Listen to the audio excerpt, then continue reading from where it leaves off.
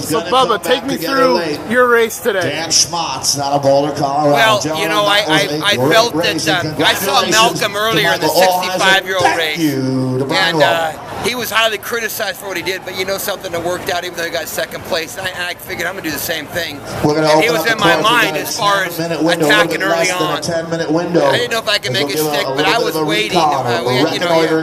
You try to make some allies, and you try to make a deal before the race, and you go over some scenarios, and when you're racing by yourself, you try to find other people that might hook up with you, if you will.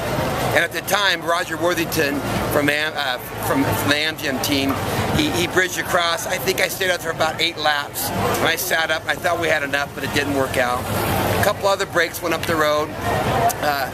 Larry Nolan and Kevin Metcalf hit it pretty hard. And at that point in time, I really thought that those two, with the horsepower they have, could have pulled it off. And through a bunch of other people chasing them down, I didn't.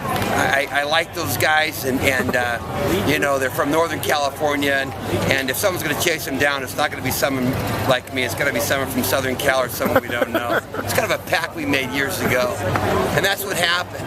And then later on, I kept trying to go. I kept trying to go, and I wanted to be, you know, a big player in this, and I wanted to get away. There's a lot of strength in that field, and a lot better sprinters than and I know that. So in order for me to win a race like this, I've got to be able to get off the front. And it just so happened that later on, you know, the three of us got away, Evan and Kevin and I. Evan, I understand, had just started training only a few months ago. And you know, he was hurting, and with about 4 or 5 to go, he tapped out and he said, "Hey, I'm racing for third." And he told Kevin and I both that because you know, you could tell he was hurting pretty bad. So it came down to, you know, a little drag race with Kevin and I with 2 to go.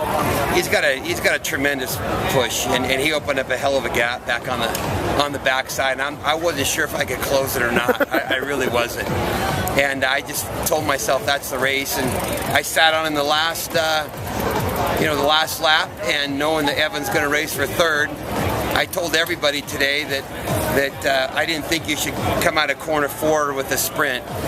I bet I told a half a dozen people, if not more, that it's a long way to not come out of that corner with a sprint. And I came out of the corner, Kevin dove down inside, and I came outside and I started sprinting from the corner. I thought, oh my God, I went way too early. I opened up a little gap, and I think they kind of sat up for a couple of seconds, and I was kind of at the end of it. How does it feel to put the stars and stripes on?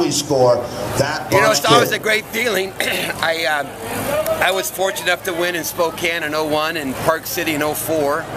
And you know, when you have them all here, all the players, it's an awesome feeling. It really is. You know, some guys are very intimidated by that, but on this day, I want the best guys here. I want the fastest guys here to see where you stand. And I like that. I really do. And how does this one compare to 01 and 04?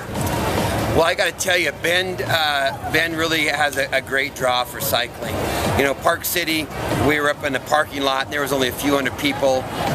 In Spokane, you know, really, again, not a big draw, but this is a great venue. As you can see, there's, I don't know, a couple thousand people here, and it's really nice. It really is. It's a great cycling community. And I'll tell you, when someone hears your name from the announcer and they start cheering you on, it's pretty inspiring to know there's lots of people out there that, you know, want you to do well. They don't know who you are or where you're from.